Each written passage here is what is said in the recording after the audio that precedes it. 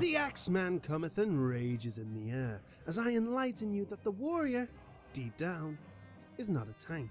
What? It's a goddamn healer. What the f? In fact, it is the embodiment of the perfect healer, making the art of dealing steady damage to the enemy while keeping the tank alive look like mere child's play. And with this guide, we are gonna Hammer down! and become one of the best healers in the frickin' game. Probably. Before we start, don't forget to like, share, subscribe, hit the bell thingy, and follow and host me on the Twitch and Twitters for fun moments like this. Jerk it to him. I'll be off tank for now. Oh no! Now as always, this isn't a guide to actual tanking. I have one of those, it's over here in the top right hand corner. Come back and click on this once the video's ended. No, this is a guide to get you both acquainted with all things warrior and go through that natural progression through our openers and rotations all the way to our level 90 opener. And with that said, I am Tek and this is my ultimate guide to being the best warrior you can possibly be. Probably. Down! So while the comments about the warrior being the perfect healer is mostly in jest, there is some essence of truth floating about. It's practically the leech tank, dealing damage in order to heal itself, and while the healing factor is tied to a very strong off-global cooldown, the damage side is tied to its unique mechanic-ish, the beast within. So, similar to the paladin at level 35, the warrior will unlock the beast gauge, allowing them to spend said gauge on stronger attacks. Unlike the paladin though, this gauge requires certain attacks to fill it. Luckily they are your most common attacks to use, so that's all fine. Now before you can out-heal the healers, you must begin your journey as the swashbuckling marauder at the Marauders Guild in Limsa Laminza, located here if you hadn't picked the class starting out. As always with the tanks, you will gain the trait Tank Mastery, reducing your damage by 20% but upping your overall HP and vitality alongside a strength bonus to your damage. Does this really matter in the grand scheme of things? Probably not. Will you forget about it the moment the video ends? Abso-bloody-lutely. Moving on. So for our skills we start with Heavy Swing, our default action. This deals about 150 potency damage to your target, and that's about it for now. There really isn't anything much to say on the matter. However, at level 4, we unlock Maim, Heavy Swing's follow-up attack. This deals 250 potency and will increase the beast gauge by 10 points when you unlock that. So right now you'll be cycling between Heavy Swing and Maim for the most part of the first few dungeons and the foreseeable future. Okay. At level 6 you unlock Berserk, your key buffing tool.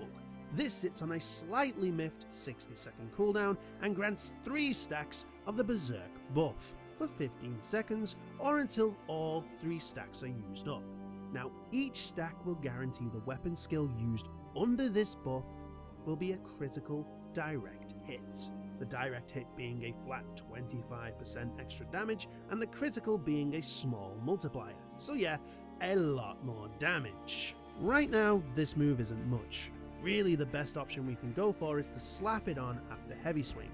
This guarantees that 2 of our direct crits are from our strongest attack right now, and that is Maim.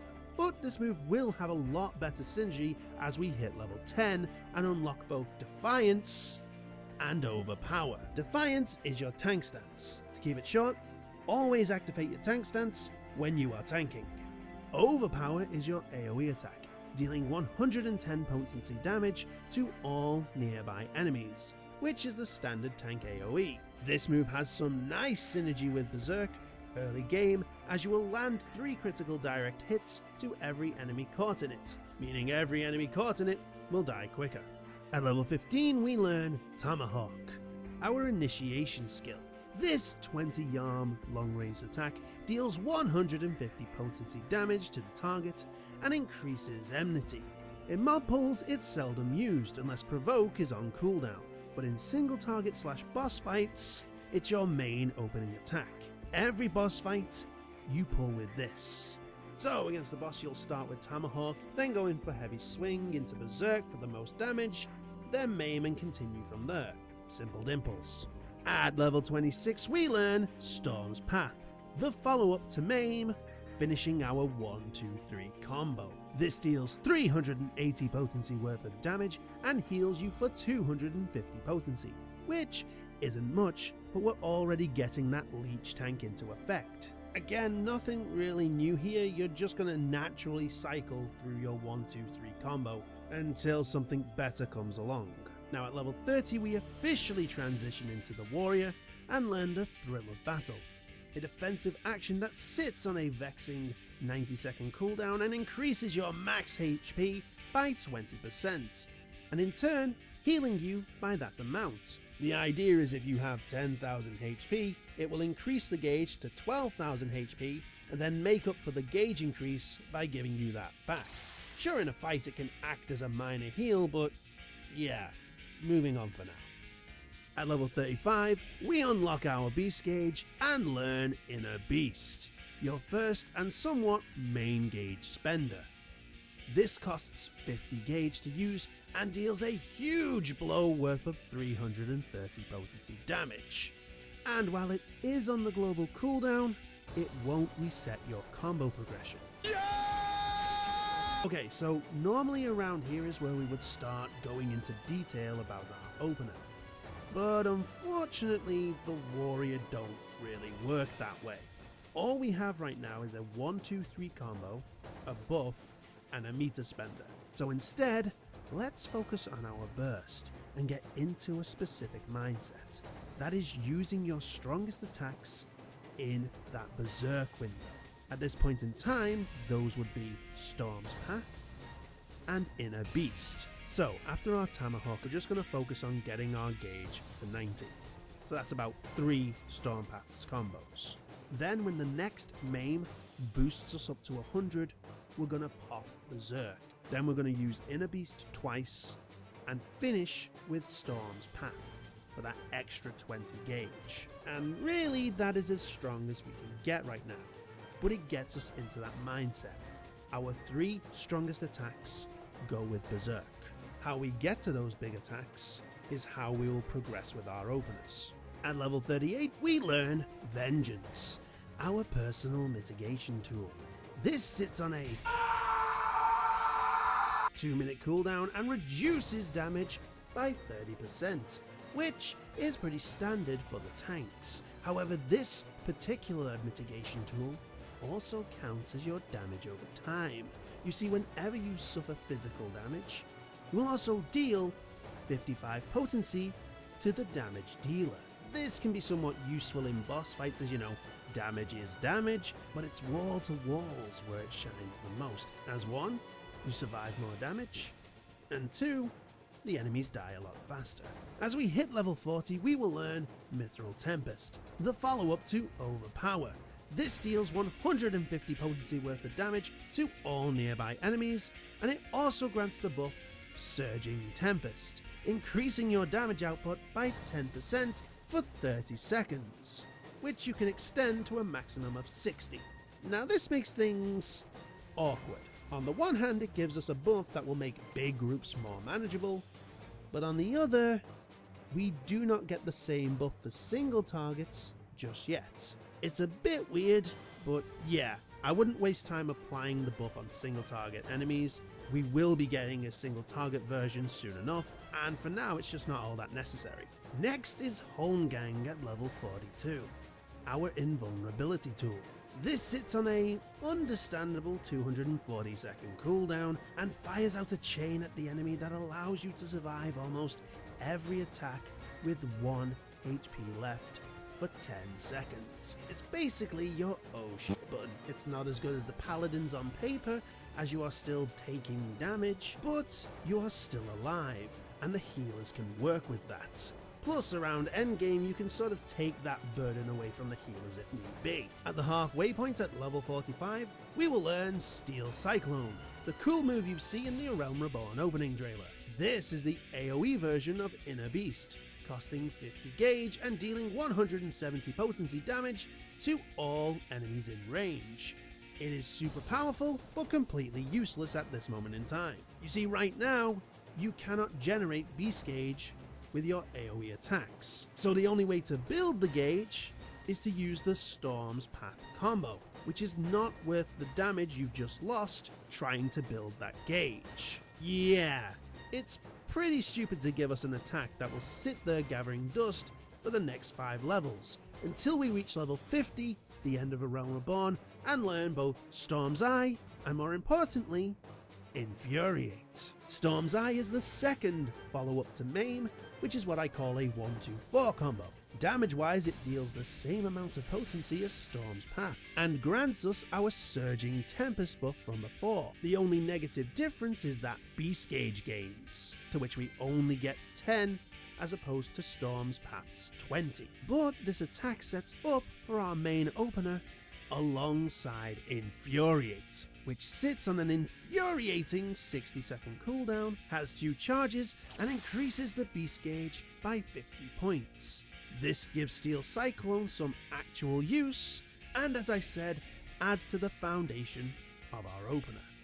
Now, we don't really have a real opener per se. We have pieces of an opener and a mindset. We want to get 3 big attacks in that berserk window, and now we have 4 beast gauge attacks in one sitting if done right. 2 from our normal meter progression, and 2 from Infuriate. So now we can structure an opener that can deal damage and get into a burst. So as usual, we will open up with Tomahawk, but now we will also weave in our first Infuriate, giving us 50 gauge. Then we simply go into Heavy Slash, then into Maim, and now we go into Storm's Eye for our damage buff, finishing with that first Inner Beast. This leaves us with 20 points in our gauge.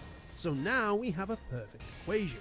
We go into our Storm's Path combo for the 30 extra points, taking us to 50, another Storm's Path combo to get us to 80, and by now our Surging Tempest needs to be reapplied. Oh look, the Storm's Eye combo will give us the extra 20 for full meter.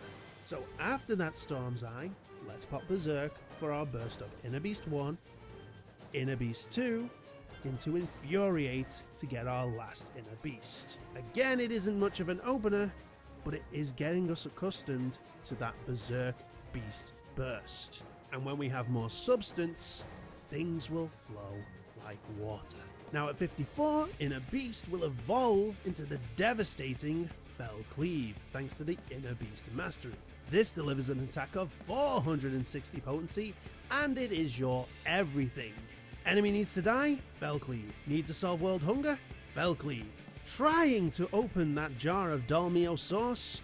Fell Cleave, Fell Cleave, Fell Cleave. Seriously, this changes nothing in our game plan, but it is so important to the warrior's identity. At level 56, we learn Raw Intuition, the prelude to being the best healer in the game. This sits on a, understandable because of the power, 25-second cooldown, and reduces the damage you take by 10% for 6 seconds. And if that was all, it'd kinda be a bit dookie. But no, this absolute unit making machine also has the boon of healing you for 400 potency each time a weapon skill lands on the enemy. But I hear you say, Tek, you wall of bulging biceps. 400 potency heals on hit is just okay, isn't it? And to that I say, you noticed. And yes, 400 potency hitting one enemy is not amazing, but 400 per enemy is godlike.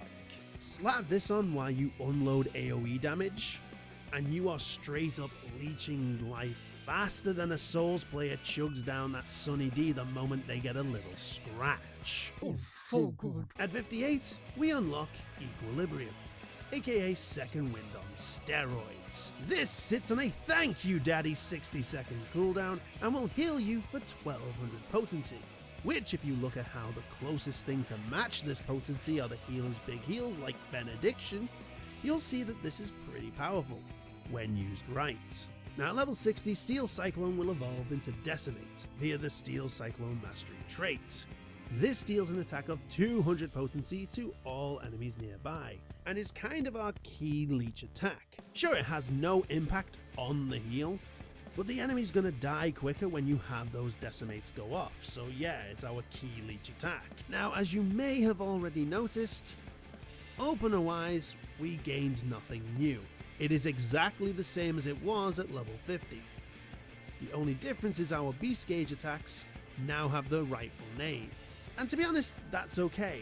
A warrior doesn't improve by expanding its knowledge. It improves by getting angry and just smashing things. Plus, we're going to be making up for that in the next 10 levels. So, at level 62, we learn Onslaught. This 20-arm gap closer sits on an excitable 30-second cooldown, has 2 charges, and deals 150 potency to the opponent. But we'll rarely use it for its intended purposes as the gap closer. As with all these moves, they're used for extra damage in our opener and burst phases, nothing more. Upheaval, learned at level 64, sits on a Kingslayer 30-second cooldown and is a big, bad beastie, dealing 350 potency worth of damage, as the warrior rock'em sock'em robots you in the face. This is one of those use when it's off cooldown kind of moves, and because of that 30-second cooldown, you're gonna make a lot of use out of it. At level 66, we gain the enhanced infuriate trait, reducing the recast time by 5 seconds for every fell, cleave or decimate you land. Pretty self-explanatory, but we'll go into more detail when we'll look into our opener. At 68, we learn Shake It Off, your raid-wide mitigation. This sits on a 90-second cooldown and creates barriers worth of 15% of your max HP to both you and the rest of your party for 15 seconds. This move also removes Thrill of Battle, Vengeance, and Raw Intuition if they are up, and will add an extra 2% of your max HP per buff used up. So overall, you would gain a barrier worth of 21% of your max HP if you had all 3 up when you used Shake It Off. This move is okay as far as raid-wide mitigation goes, but because it targets you as well, it can be used in your big pulls and defo a great option for you. Example wise, if we had a wall to wall and we pop Raw Intuition to get our HP back up with our big attacks, the moment Raw Intuition goes off cooldown, we pop Thrill of Battle, Equilibrium, and Shake It Off, and you'll pretty much be safe by the time the next Raw Intuition is ready, especially near Endwalker. But let's backtrack to level 70, where Berserk becomes Inner Release, out of the Berserk Mastery trait, completely changing the game, as now each of the 3 Inner Release stacks offer a free critical, direct, fell, cleave, or decimate. This now grants us 2 things. 1, we now have a huge damage output in our Raw Intuition windows when we wall to wall, and 2, we now have our true burst, and more importantly, an actual opener. Yes, it took 70 levels and 2 expansions, but we are now playing with the big kids. And we've been preparing for this the entire video, thanks to our mentality of landing our 3 strongest attacks in our Berserk window. That boy good! Okay, opener. And first things first, we initiate the enemy with Tomahawk. Then we'll pop that Infuriate for the gauge and go into Heavy Swing. Then Maim, and now Storm's Eye for the buff. Fell Cleave into Upheaval, and then pop Inner Release for the burst of Fell Cleave 1 into Onslaught 1. Fell Cleave 2 into Onslaught 2. Fell Cleave 3 into Infuriate for another Fell Cleave. Then we go into one more Storm's Path combo to reach 50 Beast for yet another Fell Cleave into our last Infuriate, and you guessed it, Fell Cleave. Then it's just building back our Beast gauge for the next cleave, while saving everything else until Inner Release is back off cooldown to rinse and repeat that burst. This is why we pop that Infuriate at the beginning.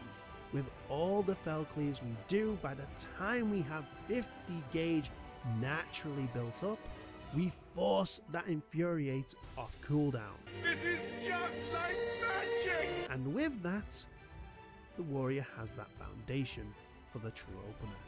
And sure, we may add a move here and there, but structure-wise, we really don't change much. Now at level 72, Infuriate will gain the Nacant Chaos trait. transforming that decimate into chaotic cyclone, delivering a 320 potency direct critical hit to all enemies. Now this only counts for the decimate you gain by using infuriate. It's not a permanent change, but with this we do get at least 5 direct critical attacks in one AoE burst window. At level 74, Mythril Tempest gains the ability to increase the beast gauge by 20 thanks to beast gauge mastery. May have taken 29 levels longer than it should, but now we can actually use decimate naturally in wall-to-wall pulls. And there was much rejoicing. At level 76, the enhanced Shake It Off trait will grant a 300 potency heal to Shake It Off. So a decent raid-wide mitigation tool now gets an extra healing on top of it. Oh my. You also learn Nascent Flash, which is basically raw intuition, but for a targeted teammate. It sits on the same 25-second cooldown and heals you for 400 potency for a successful weapon skill hit. So pretty much the same, but it also applies the buff Nascent Glint to your targeted party member, which will heal them for the same amount of health you've just restored. It also negates 10% of the damage they take for 6 seconds, so yeah, it's raw intuition but with extra steps. At 78, Thrill of Battle gains a 20% HP recovery increase from all healing actions you receive thanks to the trait Enhanced Thrill of Battle. This includes your own personal arsenal of aid. Interestingly, before it's removed by the effect, it will also boost the heal via Shake It Off. So you will gain that 2% extra barrier alongside a 20% boosted heal. This reinforces our defense option when raw intuition is on cooldown. Now at level 80, we finally unlock Inner Chaos, the nascent chaos upgrade to Cleave. Yeah, you technically unlocked this at level 72, but they held it back for the lulz. This deals a beauty 650 potency attack that is also a direct critical hit. Meaning, once again, nothing really changes with what you were doing. Everything you did at level 70 is exactly the same at 80. Like I said, warriors don't learn shit, they just get madder. So just for a recap with everything to get all our names all caught up to our level 80 opener, it goes like this. We start with Tomahawk and Pop Infuriate to get our 50, Heavy Swing, Maim, then Storm's Eye to get our buff. Then it's Inner Chaos into Upheaval and Pop Inner Release for our burst of Cleave 1 into Onslaught 1, Cleave 2 into Onslaught 2, Cleave 3 into Infuriate and our second Inner Chaos. Then it's another Storm's Path combo to make another 50 for our Cleave into another Infuriate and our final Inner Chaos. Now let's just count that. In our opener we have just had 6 direct critical attacks. That is a lot of power for what is really a very simple opener. And then it's just a matter of building meter, keeping Tempest up, popping Cleaves and Upheavals until we get to unleash our next burst. And guess what? By level 90, not much is going to change. So at 82, Raw Intuition upgrades into the Great Bloodwhetting, the sole reason for every warrior meme since Endwalker came out. This game changer upgrades the original Raw Intuition effect's duration to 8 seconds, while also adding 2 new buffs. Stem the Flow, which reduces a further 10% of damage taken for 4 seconds, and Stem the Tide, which adds a shield worth of 400 healing potency. So not only are you healing for 400 potency every global cooldown within that Bloodwhetting window, you are mitigating 20% of the damage for half of that time, and you have a barrier worth 1 of the heals on top of that. This is the Vorte Anaconda in Yu-Gi-Oh! This is the River of Blood in early Elden Ring. This is a game changer. And guess what? Nascent Flash gets the same upgrade. So don't worry, Glare Mages, Warrior f***ing got this. At level 84, Warrior gets a boost to Heavy Swing, Maim, and both Storm's Path and Eye, thanks to melee mastery, but the biggest trait gain is Enhanced Equilibrium. granting an extra 200 potency regen on top of the initial heal for 15 seconds. So yeah, I already said the whole thrill of battle into equilibrium into shake it off after your inner release / bloodwhetting went off cooldown was practically a healer's dream. Now you have a boosted regen on top of your boosted benediction and boosted barrier. Now that's a lot of Heals. That's a lot of heals. This will more than tide you over until your next bloodwhetting. And that is before we even talk about your actual basic tank mitigations like reprisal, rampart, arm's length, and even vengeance. Seriously, you time all those defenses between your bloodwhetting cooldowns, no one will ever question if you're a good tank or not. At 86 we learn orogeny, the AoE version of upheaval. It shares the same cooldown as upheaval and deals 150 potency to all enemies nearby. Use it whenever available in mobs or 2 or higher. At 88, Onslaught gains a third charge thanks to the enhanced Onslaught trait, meaning you get another filler move for your burst. What else? Finally, at level 90, Inner Release gains the buff Primal Rend Ready, allowing you to use your new move Primal Rend, where you become the Fell Cleave and deliver 700 potency worth of damage to your target with a 70% fall off to all remaining enemies. It also doesn't use up your inner release stacks, so you still get the direct critical Fell Cleaves. No, this is just another big attack that can be used in either single target or AoE. So our final rotation has one slight change, as we now throw Primal Rend into the burst. It's best to be as early as possible to fit into other raid buffs. So yeah, let's recap. So as always, it's Tomahawk to initiate the attack, popping Infuriate to get our 50, then we go into Heavy Swing, then Maim, and then Storm's Eye for our buff.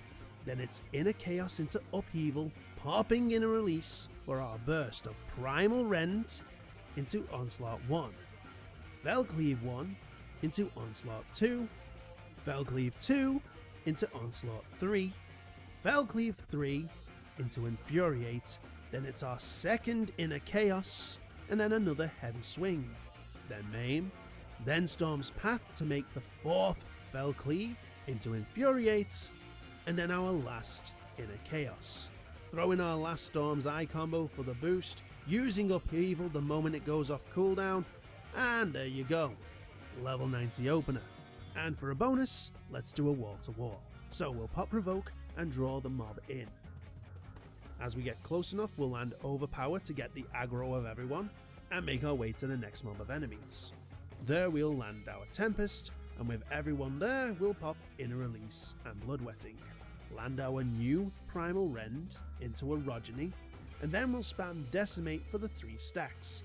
Then we'll pop our Thrill of Battle, Equilibrium, and Shake It Off to get our defenses up, while just going through our Overpower Tempest combo until the next Bloodwhetting.